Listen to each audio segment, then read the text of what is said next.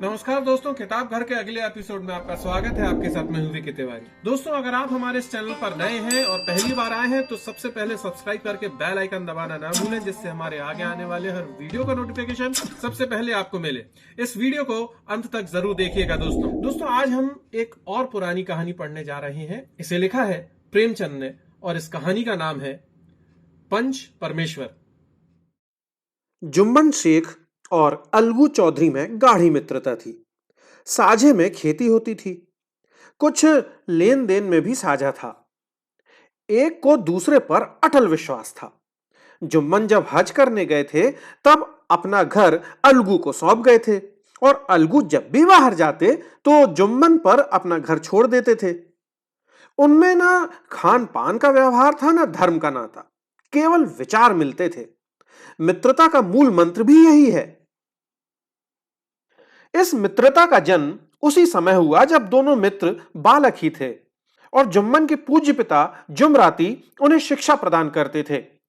अलगू ने गुरुजी की बहुत सेवा की थी, खूब रकाबियां मांजी, खूब प्याले धोए। उनका हुक्का एक क्षण के लिए भी विश्राम न ले पाता था, क्योंकि प्रत्येक चिलम अलगू को आधे घंटे तक किताबों से अलग कर देती थी। अलगू के पिता पुराने विचारों के मनुष्य थे। उन्हें शिक्षा की अपेक्षा गुरु की सेवा शुश्रूषा पर अधिक विश्वास था। वो कहते थे कि विद्या पढ़ने से नहीं आती, जो कुछ होता है गुरु के आशीर्वाद से। बस गुरु जी की कृपा दृष्टि चाहिए।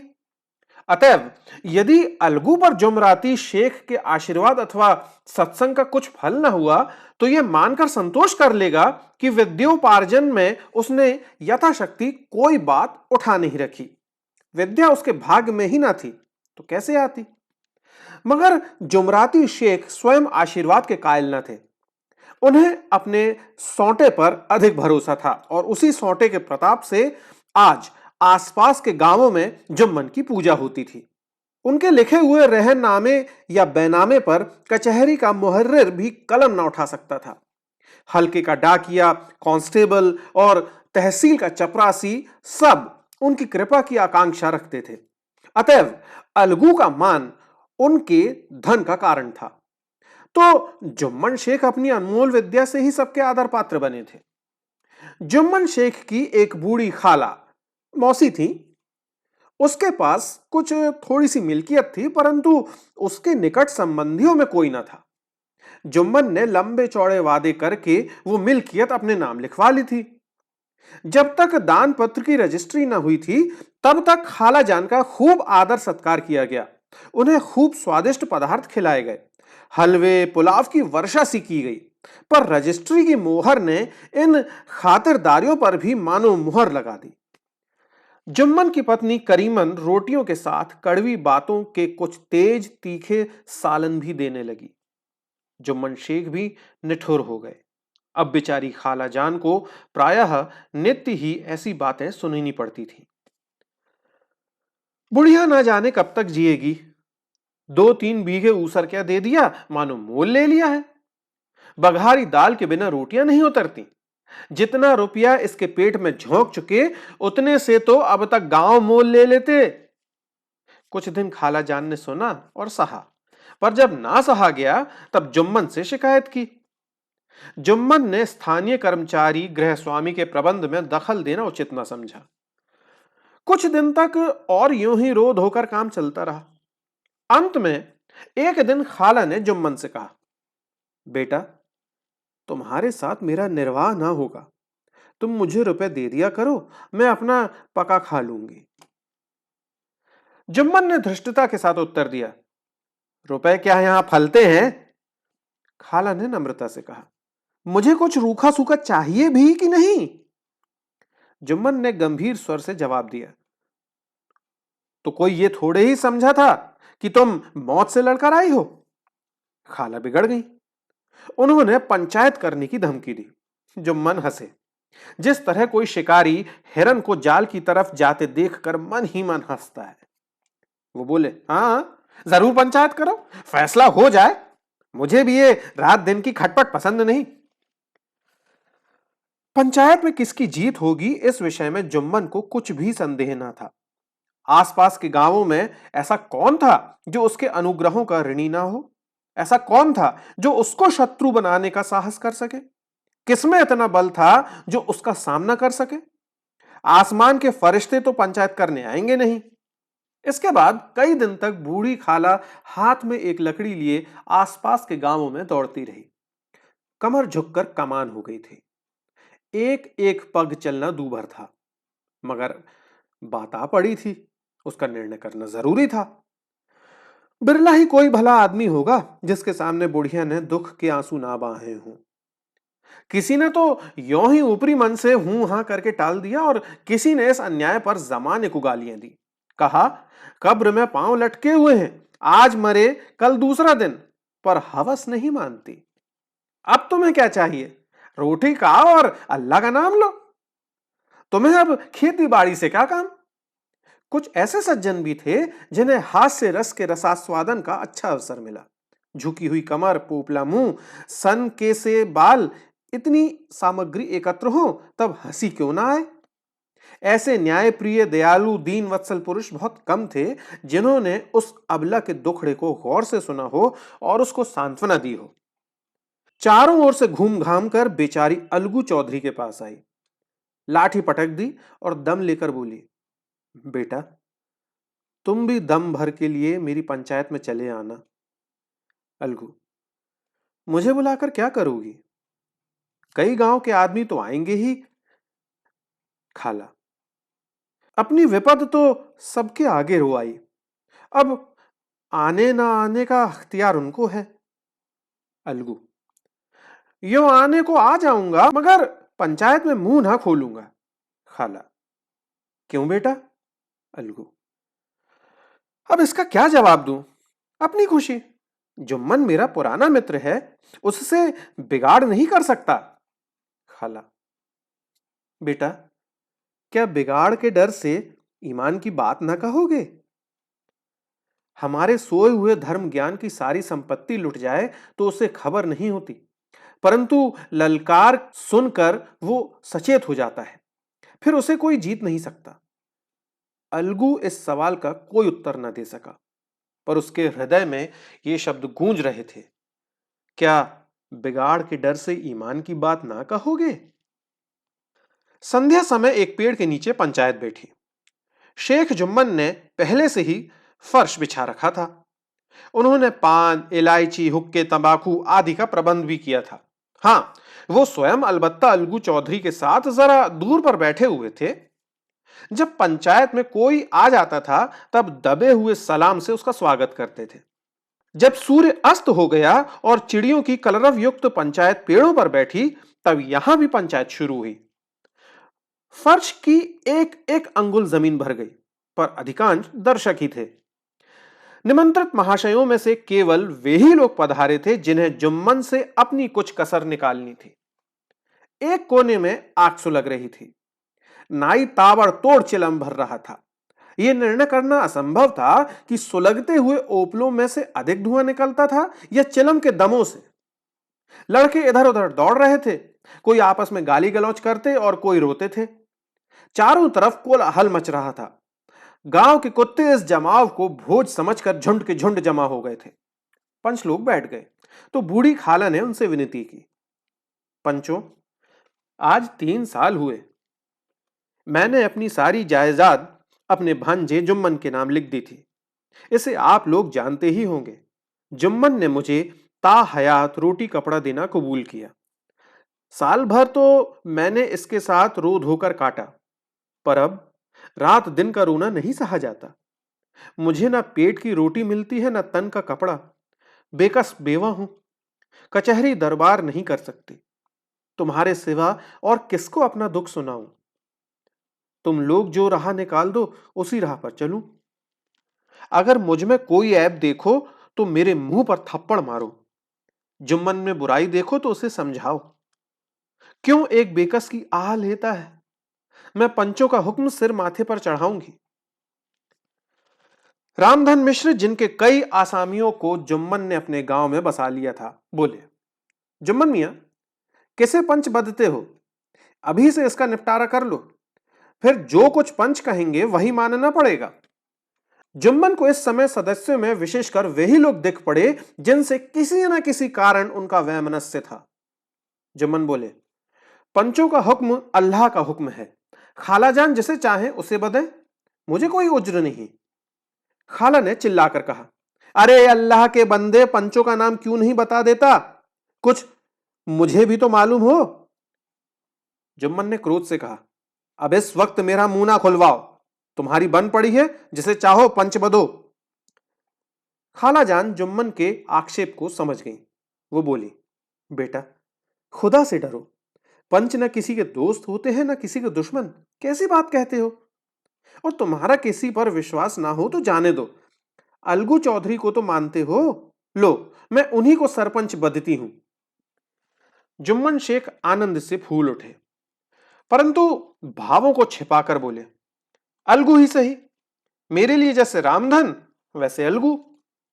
अलगू इस झमेले में फंसना नहीं चाहते थे। वे कन्नी काटने लगे, बोले, खाला तुम जानती हो कि मेरी जुम्मन से गाढ़ी दोस्ती है। खाला ने गंभीर स्वर में कहा, बेटा दोस्ती के लिए कोई अपना ईमान नहीं बेचता। पंच के दिल में खुदा बसता है। पंचों के मुंह से जो बात निकलती है वो खुदा की तरफ से निकलती है। अलगू चौधरी सरपंच हुए। रामधन मिश्र और जुम्मन के दूसरे विरोधियों ने बुढ़िया को मन में बहुत कोसा। अलगू चौधरी बोले, शेख जुम्मन, हम और तुम पुराने दोस्त हैं। जब काम पड़ा तुमने हमारी मदद की है और हम भी जो कुछ बन पड़ा तुम्हारी सेवा करते रहे, मगर इस समय तुम और बूढ़ी खाला दोनों हमारी निगाह में बराबर हो। तुमको पंचों से जो कुछ अर्ज करनी हो करो। जुम्मन को पूरा विश्वास था कि अब बाजी मेरी है। अलगू ये सब दिखावे की बात कर रहा है, अतएव शांत चित्त होकर बोले, पंचों 3 साल हुए खालाजान ने अपनी जायदाद मेरे नाम हिब्बा कर दी थी। मैंने उन्हें ता हयात खाना कपड़ा देना कबूल किया था, खुदा गवाह है। आज तक मैंने खालाजान को कोई तकलीफ नहीं दी। मैं उन्हें अपनी मां के समान समझता हूं। उनकी खिदमत करना मेरा फर्ज है, मगर औरतों में जरा अनबन रहती है, उसमें मेरा क्या बस। खालाजान मुझसे महावर खर्च अलग मांगती हैं। जायदाद जितनी है वो पंचों से छिपी नहीं है।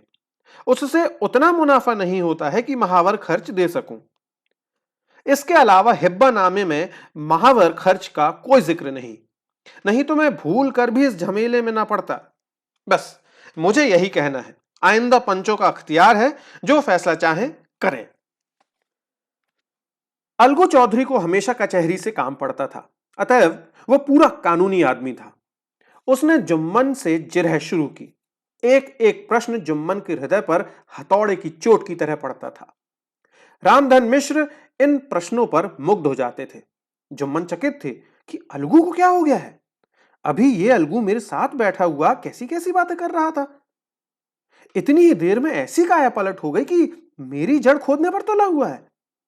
ना मालूम कब की कसर ये निकाल रहा है। क्या इतने दिनों की दोस्ती कुछ भी काम ना आएगी? जुम्मन शेख तो इसी संकल्प विकल्प में पड़े हुए थे कि इतने में अलगू ने फैसला सुनाया। जुम्मन शेख, पंचों ने इस मामले पर विचार किया है। उन्हें यह नीति संगत मालूम होता है कि खालाजान को माहवार खर्च दिया जाए। हमारा विचार है कि खाला की जायदाद से इतना मुनाफा अवश्य होता है कि माहवार खर्च दिया जा सके। बस यही हमारा फैसला है। अगर जुम्मन को खर्च देना मंजूर ना हो तो हिब्बानामा रद्द समझा जाए।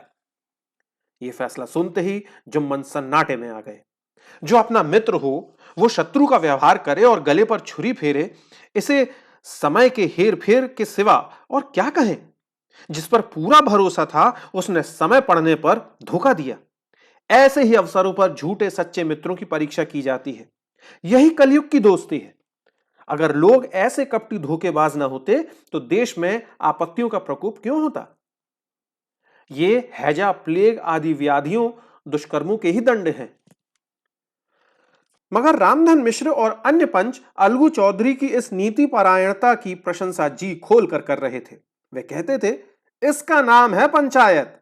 दूध का दूध और पानी का पानी कर दिया। दोस्ती दोस्ती की जगह है, किंतु धर्म का पालन करना मुख्य है। ऐसे ही सत्यवादियों के बल पर पृथ्वी ठहरी है, नहीं तो वो कब की रसातल को चली जाती। इस फैसले ने अलगू और जुम्मन की दोस्ती की जड़ हिला दी। अब वे साथ साथ बात करते नहीं दिखाई देते। इतना पुराना मित्रता रूपी वृक्ष सत्य का एक झोंका भी ना सह सका। सचमुच वो बालू की ही जमीन पर खड़ा था। उनमें अब शिष्टाचार का अधिक व्यवहार होने लगा। एक दूसरे की आव भगत ज्यादा करने लगा। वे मिलते जुलते थे, मगर उसी तरह जैसे तलवार से ढाल मिलती है। जुम्मन के चित्त में मित्र की कुटिलता आठों पहर खटका करती। उसे हर घड़ी यह चिंता रहती थी कि किसी तरह बदला लेने का अवसर मिले। अच्छे कामों की सिद्धि में बड़ी देर लगती है, पर बुरे कामों की सिद्धि में यह बात नहीं होती। जुम्मन को भी बदला लेने का अवसर जल्द ही मिल गया। पिछले साल अलगू चौधरी बटेसर से बैलों की एक बहुत अच्छी गोई मोल लाए थे। बैल पछाही जाति के सुंदर बड़े बड़े सींग वाले थे। महीनों तक आसपास के गांव के लोग दर्शन करते रहे। दैवयोग से जुम्मन की पंचायत से 1 महीने बाद इस जोड़ी का एक बैल मर गया। जुम्मन ने दोस्तों से कहा, यह दगाबाजी की सजा है। इंसान सब्र भले ही कर जाए, पर खुदा नेक बद सब देखता है। अलगू को संदेह हुआ कि जुम्मन ने बैल को विष दिला दिया है। चौधराइन ने भी जुम्मन पर ही इस दुर्घटना का दोषारोपण किया। उसने कहा, जुम्मन ने कुछ करा दिया है। चौधराइन और करीमन में इस विषय पर एक दिन खूब ही वाद विवाद हुआ। दोनों देवियों ने शब्द बाहुल्य की नदी बहा दी। व्यंग, वक्रोक्ति, अन्योक्ति और उपमा आदि अलंकारों में बात हुई। जुम्मन ने किसी तरह शांति स्थापित की। उन्होंने अपनी पत्नी को डांट डपट कर समझा दिया। वो उसे उस रणभूमि से हटा भी ले गए। उधर अलगू चौधरी ने समझाने बुझाने का काम अपने तर्कपूर्ण सौंटे से लिया। अब अकेला बैल किस काम का? उसका जोड़ बहुत ढूंढा गया, पर ना मिला। निदान ये सलाह ठहरी कि इसे बेच डालना चाहिए। गांव में एक समझू साहू थे। वो इक्का गाड़ी हाँकते थे। गांव के गुड़ घी लाद कर मंडी ले जाते, मंडी से तेल नमक भर लाते और गांव में बेचते। इस बैल पर उनका मन लहराया। उन्होंने सोचा, ये बैल हाथ लगे तो दिन भर में बेखटके 3 खेप हों। आजकल तो एक ही खेप में लाले पड़े रहते हैं। बैल देखा, गाड़ी में दौड़ाया, बाल भौरी की पहचान कराई, मोल तोल किया और उसे लाकर द्वार पर बांध ही दिया। 1 महीने में दाम चुकाने का वादा ठहरा। चौधरी को भी गरज थी ही, घाटे की परवाह न की। समझू साहू ने नया बैल पाया तो लगे उसे रगेड़ने। वो दिन में 3-3, 4-4 खेपें करने लगे। न चारे की फिक्र थी न पानी की, बस खेपों से काम था। मंडी ले गए, वहां कुछ रूखा सूखा भूसा उसके सामने डाल दिया। बेचारा जानवर अभी दम भी ना ले पाया था कि फिर जोत दिया। अलगू चौधरी के घर था तो चैन की बंशी बजती थी। बैल राम छठे 6 माहे कभी बहली में जोते जाते थे। खूब उछलते कूदते और कोसों तक दौड़ते चले जाते थे। वहां बैल राम का रातिब था साफ पानी, दली हुई अरहर की दाल और भूसे के साथ खली, और यही नहीं, कभी कभी घी का स्वाद भी चखने को मिल जाता था। शाम सवेरे एक आदमी खरहरे करता पहुंचता और सहलाता था। कहां वो सुख चैन, कहां ये 8 पहर की खपत। महीने भर में ही वो पिस सा गया। इक्के का जुआ देखते ही उसका लहू सूख जाता था। एक एक पग चलना दूभर था। हड्डियां निकल आई थी, पर था वो पानीदार, मार की बर्दाश्त न थी। एक दिन चौथी खेप में साहू जी ने दूना बोझ लादा। दिन भर का थका जानवर पैर न उठते थे, पर साहू जी कोड़े फटकारने लगे। बस फिर क्या था, बैल कलेजा तोड़कर चला। कुछ दूर दौड़ा और चाहा कि जरा दम लूं, पर साहू जी को जल्द पहुंचने की फिक्र थी। अतएव उन्होंने कई कोड़े बड़ी निर्दयता से फटकारे। बैल ने एक बार फिर जोर लगाया, पर अब की बार शक्ति ने जवाब दे दिया। वो धरती पर गिर पड़ा और ऐसा गिरा कि फिर न उठा। साहू जी ने बहुत पीटा, टांग पकड़कर खींचा, नथनों में लकड़ी ठूंस दी, पर कहीं मृतक भी उठ सकता है। तब साहू जी को कुछ शक हुआ। उन्होंने बैल को गौर से देखा, खोलकर अलग किया और सोचने लगे कि गाड़ी कैसे घर पहुंचे। बहुत चीखे चिल्लाए, पर देहात का रास्ता बच्चों की आंख की तरह सांझ होते ही बंद हो जाता है। कोई नजर ना आया। आसपास कोई गांव भी न था। मारे क्रोध के उन्होंने मरे हुए बैल पर और दुर्रे लगाए और कोसने लगे, अभागे, तुझे तो मरना ही था। तो घर पहुंच के मरता। ससुरा बीच रास्ते में ही मरा रहा। अब गाड़ी कौन खींचे? इस तरह साहू जी खूब जले भुने। कई बोरे गुड़ और कई पीपे घी उन्होंने बेचे थे। 200-250 रुपए कमर में बंधे थे। इसके सिवा गाड़ी पर कई बोरे नमक के थे। अतएव छोड़कर जा भी नहीं सकते थे। लाचार बेचारे गाड़ी पर ही लेट गए। वहीं रत जगह करने की ठान ली। चिलम पी, गाया, फिर हुक्का पिया। इस तरह साधु जी आधी रात तक नींद को बहलाते रहे। अपनी जान में तो वो जागते ही रहे, पर पौ फटते ही जो नींद टूटी और कमर पर हाथ रखा तो थैली गायब। घबराकर इधर उधर देखा तो कई कनस्तर तेल भी न दारद। अफसोस में बेचारे ने सिर पीट लिया और पछाड़ खाने लगा। प्रातःकाल रोते बिलखते घर पहुंचे। सहुआइन ने जब ये बुरी सुनावनी सुनी तब पहले तो रोई, फिर अलगू चौधरी को गालियां देने लगी। निगोड़े ने ऐसी कुलच्छनी बैल दी कि जन्म भर की कमाई लुट गई। इस घटना को हुए कई महीने बीत गए। अलगू जब अपने बैल के दाम मांगते तब साहू और सहुआइन दोनों ही झल्लाए हुए कुत्ते की तरह चढ़ बैठते और अंड बंड बकने लगते। वाह, यहां तो सारे जन्म की कमाई लुट गई, सत्यानाश हो गया, इन्हें दामों की पड़ी है। मुर्दा बैल दिया था, उस पर दाम मांगने चले हैं। आंखों में धूल झोंक दी। सत्यानाश, बैल गले बांध दिया हमें। हमें निरा पोंगा ही समझ लिया है। हम भी बनिया के बच्चे हैं, ऐसे बुद्धू कहीं और होंगे। पहले जाकर किसी गड्ढे में मुंह धो आओ, तब दाम लेना। न जी मानता हो तो हमारा बैल खोल के ले जाओ। महीना भर के बदले 2 महीना जोत लो, और क्या लोगे? चौधरी के अशुभ चिंतकों की कमी न थी। ऐसे अवसरों पर वे भी एकत्र हो जाते और साहू जी के बर्रानी की पुष्टि करते। परंतु 150 रुपए से इस तरह हाथ धो लेना आसान न था। एक बार वो भी गर्म पड़े। साहू जी बिगड़कर लाठी ढूंढने घर में चले आए। तब सहुआइन ने मैदान लिया। प्रश्नोत्तर होते होते हाथापाई की नौबत आ पहुंची। सहुआइन ने घर में घुसकर किवाड़ बंद कर लिए। शोरगुल सुनकर गांव के भले मानस जमा हो गए। उन्होंने दोनों को समझाया, साहू जी को दिलासा देकर घर से निकाला। वो परामर्श देने लगे कि इस तरह से काम न चलेगा, पंचायत कर लो, जो कुछ तय हो जाए उसे स्वीकार कर लो। साहू जी राजी हो गए। अलगू ने भी हामी भर दी। पंचायत की तैयारियां होने लगी। दोनों पक्षों ने अपने अपने दल बनाने शुरू किए। इसके बाद तीसरे दिन उसी वृक्ष के नीचे पंचायत बैठी। वही संध्या का समय था। खेतों में कौए पंचायत कर रहे थे। विवादग्रस्त विषय था ये कि मटर की फलियों पर उनका कोई स्वत्व है या नहीं, और जब तक ये प्रश्न हल ना हो जाए तब तक वे रखवाले की पुकार पर अपनी अप्रसन्नता प्रकट करना आवश्यक समझते थे। पेड़ की डालियों पर बैठी शुक मंडली में यह प्रश्न छिड़ा हुआ था कि मनुष्यों को उन्हें बेमुरव्वत कहने का क्या अधिकार है, जब उन्हें स्वयं अपने मित्रों से दगा करने में भी संकोच नहीं होता। पंचायत बैठ गई तो रामधन मिश्र ने कहा, अब देरी क्या है, पंचों का चुनाव हो जाना चाहिए। बोलो चौधरी, किस किस को पंच बदते हो? अलगू ने दीन भाव से कहा, समझू साहू ही चुन ले। समझू खड़े हुए और कड़क कर बोले, मेरी ओर से जुम्मन शेख। जुम्मन का नाम सुनते ही अलगू चौधरी का कलेजा धक धक करने लगा, मानो किसी ने अचानक थप्पड़ मार दिया हो। रामधन अलगू के मित्र थे। वो बात को ताड़ गए। पूछा, क्यों चौधरी, तुम्हें कोई उज्र तो नहीं? चौधरी ने निराश होकर कहा, नहीं, मुझे क्या उज्र होगा। अपने उत्तरदायित्व का ज्ञान बहुधा हमारे संकुचित व्यवहारों का सुधारक होता है। जब हम राह भूल कर भटकने लगते हैं तब यही ज्ञान हमारा विश्वसनीय पथ प्रदर्शक बन जाता है। पत्र संपादक अपनी शांति कुटी में बैठा हुआ कितनी धृष्टता और स्वतंत्रता के साथ अपनी प्रबल लेखनी से मंत्रिमंडल पर आक्रमण करता है, परंतु ऐसे अवसर आते हैं जब वो स्वयं मंत्रिमंडल में सम्मिलित होता है।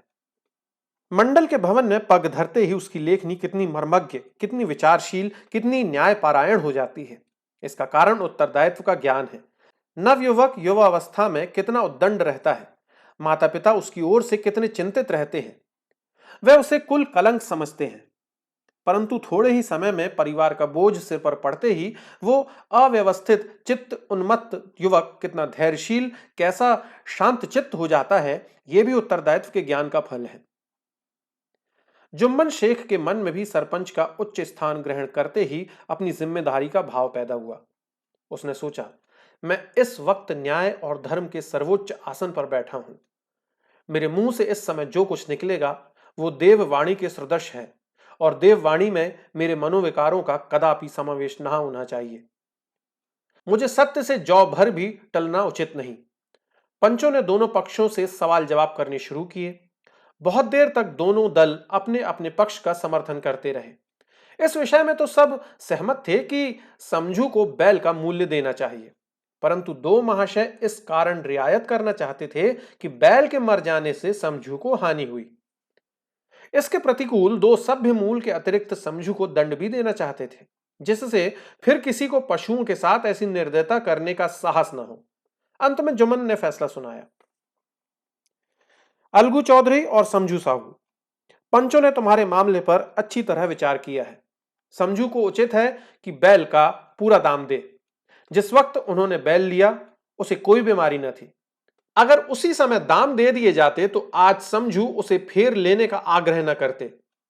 बैल की मृत्यु केवल इस कारण हुई कि उससे बड़ा कठिन परिश्रम लिया गया और उसके दाने चारे का कोई अच्छा प्रबंध न किया गया। रामधन मिश्र बोले, समझू ने बैल को जानबूझकर मारा है, अतएव उसे दंड लेना चाहिए। जुम्मन बोले, यह दूसरा सवाल है, हमको इससे कोई मतलब नहीं। झगड़ू साहू ने कहा, समझू के साथ कुछ रियायत होनी चाहिए। जुम्मन बोले, यह अलगू चौधरी की इच्छा पर निर्भर है, ये रियायत करें तो उनकी भलमनसी। अलगू चौधरी फूले ना समाये, उठ खड़े हुए और जोर से बोले, पंच परमेश्वर की जय। इसके साथ ही चारों ओर से प्रतिध्वनि हुई, पंच परमेश्वर की जय। प्रत्येक मनुष्य जुम्मन की नीति को सराहता था। इसे कहते हैं न्याय। यह मनुष्य का काम नहीं, पंच में परमेश्वर वास करते हैं, यह उन्हीं की महिमा है। पंच के सामने खोटे को कौन खरा कह सकता है।